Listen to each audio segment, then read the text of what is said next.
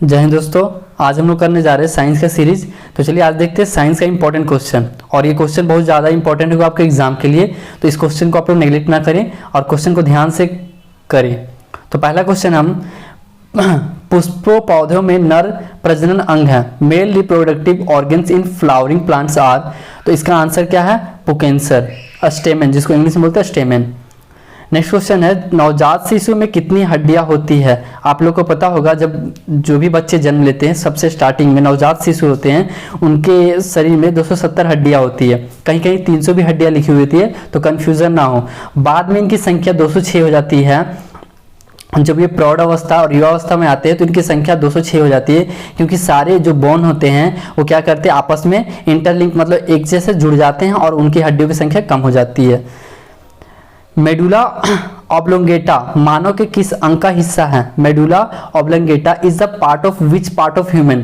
तो ये दिमाग का है। किसका है? दिमाग का, ब्रेन का। और ब्रेन का टोटल 4 पार्ट्स होते हैं ना, आप लोग को नाम बताइएगा उनका। जाइलम वाहिकाओं का भित्ति बनी होती है। The wall of the xylem vessels is made up of. तो जो जाइलम का वाहिकाएं की भित्ति बनी होती है किससे बनी होती है? तो प्रोटीन से बनी होती है। किससे? प्रोटीन से, फ्रॉम प्रोटीन। बहिस्रावी ग्रंथि का उदाहरण है। बहिस्रावी ग्रंथि का उदाहरण क्या है? An example of exocrine gland. तो इसका क्या है? लार। लार को इंग्लिश में सलाइवा कहते हैं हम लोग। आदमी के कपाल तंत्रिकाओं की संख्या होती है। The number of cranial nerves of man is. तो कितने होते हैं? 12 जोड़े, 12 पेयर्स। कितने होते हैं? 12 जोड़े। हार्मोन हो सकते हैं। हार्मोन क्या होते हैं? तो hormone can be, hormone protein हो सकते हैं, एस्टेरॉइड हो सकते हैं, अथवा पॉलीपेप्टाइड्स हो सकते हैं। क्या हो सकते हैं? प्रोटीन, एस्टेरॉइड्स और पॉलीपेप्टाइड्स। कई कई ऑप्शन में आपसे पूछा जाएगा कि हार्मोन क्या होते हैं, तो जनरली हार्मोन प्रोटीन ही मारा जाता है आंसर में। अगर प्रोटीन छोड़कर अगर ये ऑप्शन रहे आप लोग को, तो आप लोग इस ऑप्शन को मार सकते हैं। भ्रूण वृद्धि को किसके द्वारा उत्तम मॉनिटर किया जा सकता है? Fatal growth can be best monitored by. तो सोनोग्राफी किसके द्वारा किया जाता है? सोनोग्राफी। प्रकाश संश्लेषण की प्रक्रिया में पौधे द्वारा किस गैस की अवशोषण की जाती है? जब प्रकाश संश्लेषण होती है, जिसको इंग्लिश में फोटोसिंथेसिस कहते हैं, इस प्रक्रिया में क्या होती है, जो पेड़ पौधे अपना भोजन स्वयं तैयार करते हैं, तो उसमें CO2 गैस का अवशोषण होता है। किसका होता है? कार्बन डाइऑक्साइड गैस का अवशोषण होता है और ऑक्सीजन वो रिलीज करते हैं। तो इस बात को याद रखिएगा आप लोग। बृहस्पति ग्रह का सबसे बड़ा उपग्रह कौन सा है? आप लोग को ब्रह्मांड चैप्टर में हमारे क्लास में हुआ है, आप लोग को ब्रह्मांड चैप्टर पढ़ाया गया है, जिसमें सारे उपग्रह और ग्रह के बारे में बताया गया। तो याद रखिएगा बृहस्पति ग्रह का सबसे बड़ा जो उपग्रह है गैनीमीड है। कौन सा है? गैनीमीड। और आप लोग से एक क्वेश्चन है कि कौन सा ग्रह का सबसे ज्यादा उपग्रह है? ये आप लोग कमेंट करके जरूर बताइएगा, कौन सा ग्रह का सबसे ज्यादा उपग्रह है। नेक्स्ट क्वेश्चन है कौन सा ग्रह सूर्य से अत्यंत निकट है? Which planet is closest to the sun. Sun के करीब कौन सा ग्रह है? तो कौन सा ग्रह हमारा? बुध है। कौन सा ग्रह है? बुध, मरकरी। जब विद्युत धारा तार से प्रभावित होती है तब वह when an electric current flows through the wire it acts like. तो वो कैसा बिहेव करती है? तो मैग्नेट की जैसा बिहेव करती है, चुंबक की तरह बिहेव करती है। इसको याद रखिएगा। पौधे जिसमें बीज पाया जाता है परंतु फल नहीं, कौन सा पौधा है जिसमें बीज पाया जाता है परंतु फल नहीं? तो वो गन्ना है। क्या है? शुगर कैन, जिसको बोलते हैं शुगर कैन इंग्लिश में। और गन्ना में आप लोगों को पता होगा कि जो गन्ना होता है उसी में उनका बीज पाया जाता है। सबसे बेहतर कोयले की किस्म है? तो आप लोगों को पता होगा सबसे बेहतर कोयले की किस्म कौन सी है? आप लोगों को पहले मैं बता दूं कि कोयले का जो किस्म है टोटल 4 प्रकार के किस्म, टोटल 4 टाइप्स ऑफ कोल है। कौन कौन से? एंथ्रासाइट, बिटुमिनस, लिग्नाइट और पीट। जिसमें एंथ्रासाइट सबसे बेस्ट कोयला है क्योंकि इसमें कार्बन का मात्रा बहुत ज़्यादा होता है।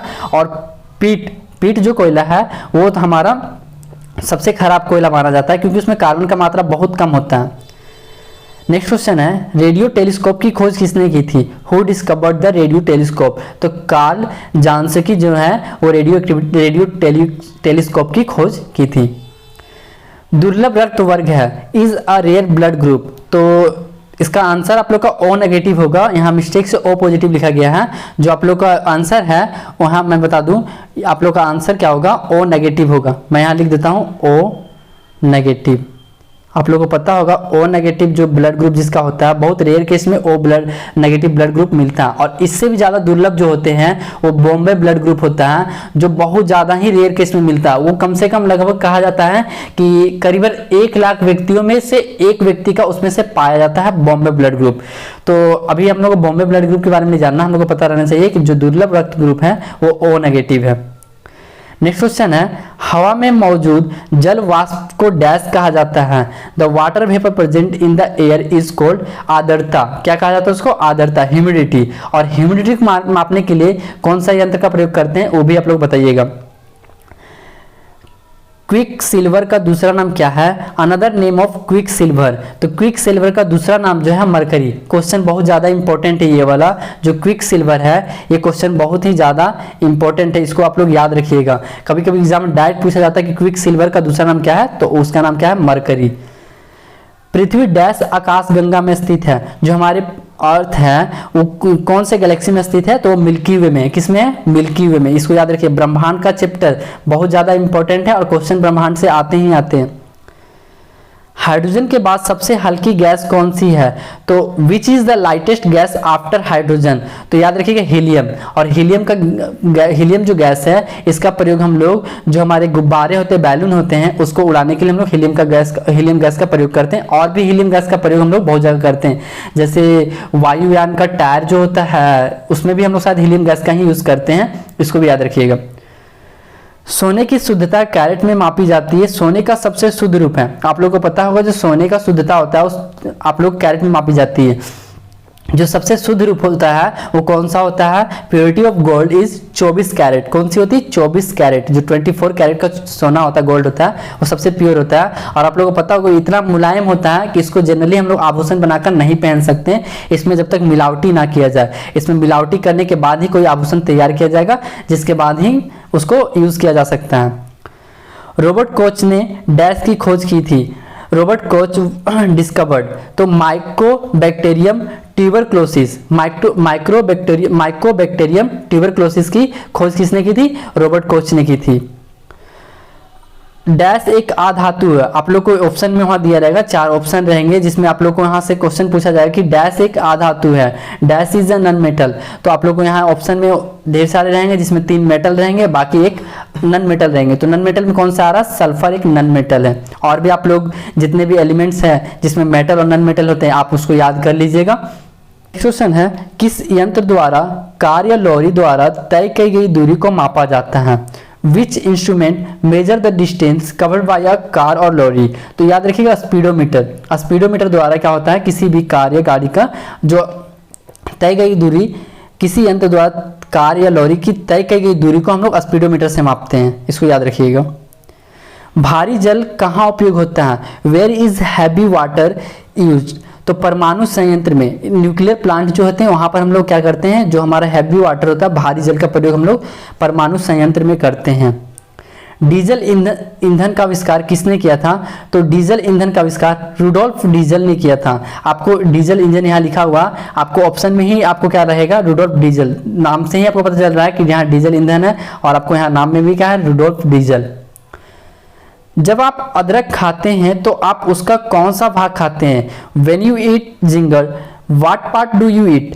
तो जड़, उसका हम लोग क्या खाते हैं? जड़ खाते हैं। बहुत सारे ऐसे फूड होते हैं, किसी का तना खाते हैं, किसी का रूट्स खाते हैं, किसी का स्टीम का, मतलब हर एक भाग को हम लोग क्या करते हैं, जितने भी खाने वाले योग्य भाग होते हैं हर एक फूड का तो उसका अलग अलग भाग को हम लोग क्या करते हैं? खाते हैं, खाने में यूज करते हैं। तो अदरक का हम लोग कौन सा भाग यूज करते हैं? जड़। आप लोग से क्वेश्चन है कि आलू का कौन सा भाग हम लोग खाते हैं, इसको भी बताइएगा आप लोग। सिस्मोग्राफ द्वारा डैश मापा जाता है। What is measure by the seismograph? तो सिस्मोग्राफ द्वारा भूकंप की तीव्रता मापी जाती है। क्या मापी जाती है? भूकंप की तीव्रता। जब आप शकरकंद खाते हैं तो आप क्या खाते हैं? इसको भी याद रखिएगा। जब हम शकरकंद खाते हैं तो क्या खाते हैं? जड़ खाते हैं। क्या खाते हैं? What do you eat when you eat sweet potato? तो क्या खाते हैं? उसका भी जड़ खाते हैं। पृथ्वी के कितने उपग्रह हैं? पृथ्वी के कितने उपग्रह है? तो पृथ्वी के एक उपग्रह है, और उस उपग्रह का नाम क्या है? चंद्रमा। How many satellite does earth have? तो पृथ्वी के एक उपग्रह है जिसका नाम क्या है? चंद्रमा। रेबीज का टीकाणु डैश है, the germ of rabies is, तो रेबीज क्या है, एक वायरस है, और रेबीज किसके काटने से होता है आपको पता होगा। और एक क्वेश्चन आपका कि रेबीज का टीका की खोज किसने किया था, इसका आंसर आप लोग जरूर कमेंट कीजिएगा। और रेबीज क्या है, एक वायरस है, और किसके काटने से होता है ये भी आप लोग कमेंट कीजिएगा। प्रोटीन का उच्चतम स्रोत है, तो याद रखिएगा प्रोटीन का जो सबसे उच्चतम स्रोत है वो सोयाबीन है। क्या है, सोयाबीन। इसमें प्रोटीन की मात्रा बहुत अधिक होती है, इसलिए इसमें इसको कहा जाता है प्रोटीन का उच्चतम स्रोत। विद्युत बल्ब में डैश गैस प्रयोग होती है, तो विद्युत गैस में हमारा नाइट्रोजन गैस का प्रयोग किया जाता है। जो in a light bulb dash gas is use, तो हम लोग कौन सा गैस का प्रयोग करते हैं, नाइट्रोजन गैस का।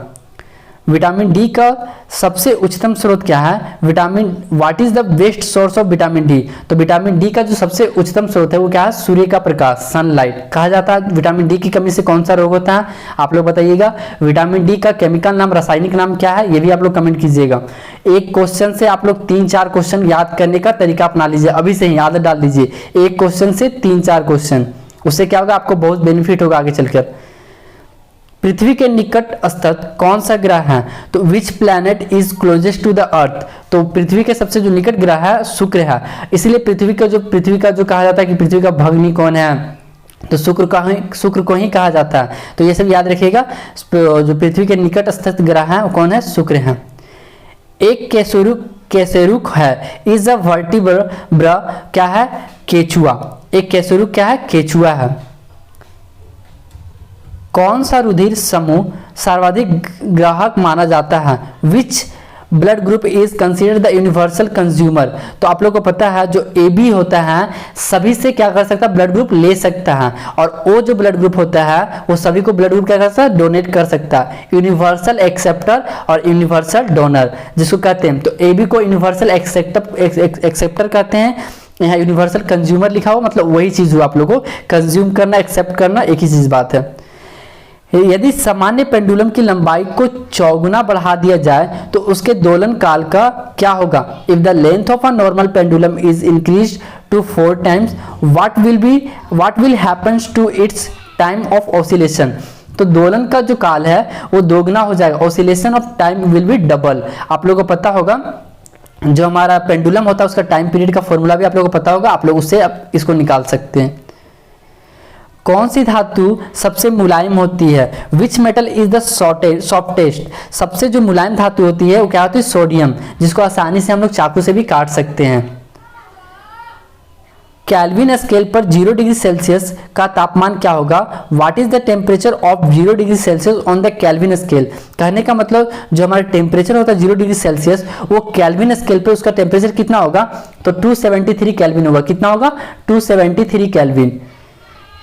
सूर्य ग्रहण तब होता है जब सोलर इक्लिप्स ऑकर्स व्हेन चंद्रमा पृथ्वी और सूर्य के बीच आ जाता है, तब देखो सूर्य ग्रहण कब होता है, जब चंद्रमा पृथ्वी और सूर्य के बीच आ जाती है तब। और आपसे पूछा जाएगा कि चंद्र ग्रहण कब होती है, आप लोग इसका आंसर कमेंट कीजिएगा जरूर कि चंद्र ग्रहण कब होती है।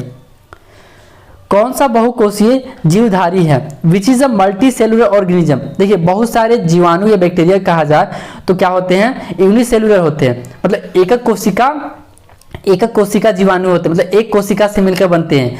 और बहुत सारे जीवाणु जो हो गया आपका जीव जंतु हो गया वो बहुकोशिकाएं होते हैं। तो which is multi cellular organism, तो यहाँ यूग्लिन, यहाँ आपका ऑप्शन में जो रहेगा Euglena is a multi cellular organism, आपका आंसर याद रख लीजिएगा।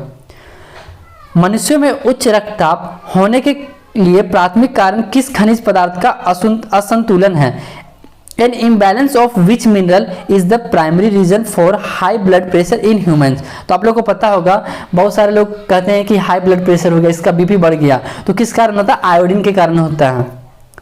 जब एक अम्ल और क्षार क्रिया कर लवण बनाते हैं तो रासायनिक क्रिया क्या होता है, रासायनिक क्रिया डैश कहते हैं। When an acid and base reacts to form a salt the chemical reaction is called स्थानांतरण क्रिया, ट्रांसफर एक्शन, क्या बोलते हैं, स्थानांतरण क्रिया, जिसको इंग्लिश में ट्रांसफर एक्शन बोलते हैं। कंप्यूटर के संदर्भ में CD का प्रयोग किस अर्थ में होता है, what is the meaning of CD in the context of computer, तो CD का आप लोगों को फुल फॉर्म पता होगा, कॉम्पैक्ट डिस्क, किसका प्रयोग करते हैं, कॉम्पैक्ट डिस्क, CD का मतलब कॉम्पैक्ट डिस्क। तड़ित चालक क्या है? What is a lightning driver? बिजली से ऊंची संरचनाओं को बचाने वाले साधन। आप लोग को पता होगा लाइटनिंग प्रोटेक्शन डिवाइस, जैसे कोई भी बड़े बड़े घर बनते हैं या बड़े बड़े फैक्ट्री बनते हैं तो हम उसमें क्या करते हैं कि जो हमारे जो लाइटनिंग होती है उसको बचाने के, उसको रोकने के लिए, या उससे वो जो बिजली जो तड़ित चालक होता है उससे रोकने के लिए हम लोग कुछ उसमें यूज करते हैं, उसी को हम लोग बोलते हैं कि लाइटनिंग ड्राइवर। वो आर्द्रता को मापने के लिए किस उपकरण का उपयोग किया जाता है? Which instrument is use to measure humidity? तो आप लोग अभी आर्द्रता के बारे में इससे पहले क्वेश्चन था तो मैंने उसको आप लोगों को बोला था इसका आंसर बताइएगा, तो लीजिए मैंने इसका आंसर इसी में बता दिया। इसका आंसर है हाइग्रोमीटर। क्या है? हाइग्रोमीटर। यहाँ पर थोड़ा लिखा हुआ थोड़ा मिस्टेक है, इंग्लिश में हाइड्रो लिखा गया है, हाइग्रोमीटर इसका आंसर होगा।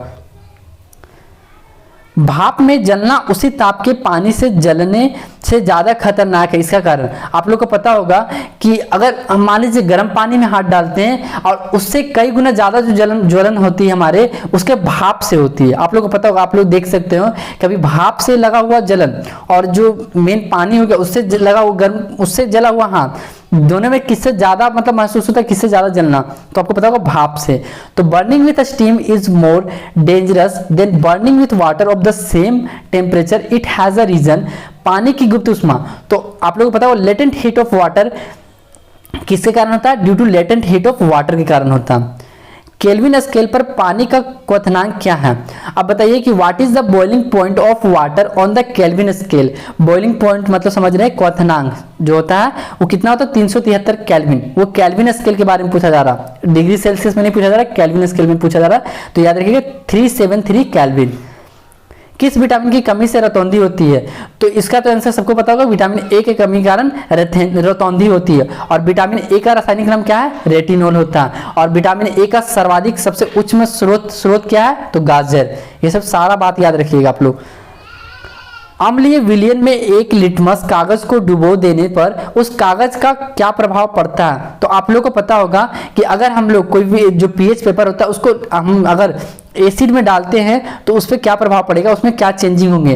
तो नीला लिटमस लाल में कन्वर्ट हो जाता है, क्या होता है? Blue litmus convert into red litmus. आप लोग को पता है अगर एसिड में डालते तो, और सेम चीज को अगर हम बेस में डालें, बेस में डालते तो क्या होगा? ब्लू लिटमस, आपका जो रेड लिटमस है क्या हो जाएगा? ब्लू हो जाएगा। यदि आंख का लेंस अपारदर्शी हो जाए तो बीमारी को कहा जाता है? If the lens of eye becomes opaque, then the disease is called मोतियाबिंद। उसको क्या बोलते हैं? मोतियाबिंद। याद रखिएगा इसको, कैटरेक्ट जिसको इंग्लिश में बोलते हैं। ठोस से सीधे गैस में परिवर्तन को क्या कहा जाता है? What is the direct change from solid to gas called? ऊर्ध्वापातन। आप लोगों को पता होगा सब्लिमेशन एक ऐसा प्रोसेस है जो डायरेक्ट ठोस से सॉलिड से क्या होता है? गैस में कन्वर्ट हो जाता है, सॉलिड से लिक्विड में नहीं होता। जैसे इसका एग्जांपल होता है कपूर और ओडोनिल, सब आप लोग जानते हो क्या होता है? वो डायरेक्ट आपका सॉलिड से गैस में कन्वर्ट हो जाता है। उच्च तापमान मापने के लिए किसका इस्तेमाल किया जाता? तो उच्च तापमान मापने के लिए हम लोग पायरोमीटर का यूज करते हैं। हम पीछे भी हम लोग बताए थे उच्च तापमान का हम लोग यूज कहाँ करते हैं? पायरोमीटर। जो हम लोग जो हाई टेम्परेचर होता है, जिससे बड़े बड़े कारखाने भट्टी होते हैं आग की, उसको हम लोग पायरोमीटर का उच्च तापमान मापने के लिए करते हैं। तो ये थे कुछ इंपॉर्टेंट क्वेश्चन, आप लोग इसको अच्छे से कर लीजिएगा क्योंकि एग्जाम के पर्पज से अभी एग्जाम का ज्यादा दिन समय बचा नहीं और बहुत ज्यादा इंपॉर्टेंट ये सब सारे क्वेश्चन है। और आप लोग से एक रिक्वेस्ट है, जितना भी मैंने आप लोग को कमेंट किया है कि आप लोग इस चीज का आंसर बताइएगा, तो आप लोग इस वीडियो को सुनने के बाद उसको आंसर जरूर कमेंट कीजिएगा और खुद से कीजिएगा। अगर नहीं जानकारी है तो आप लोग नेट से सर्च मारिए या कहीं से बुक से खोजिए, आप पहले जान लीजिए उसके बाद शेयर कीजिएगा। तो चलिए मिलते हैं नेक्स्ट वीडियो में। जय हिंद, जय भारत।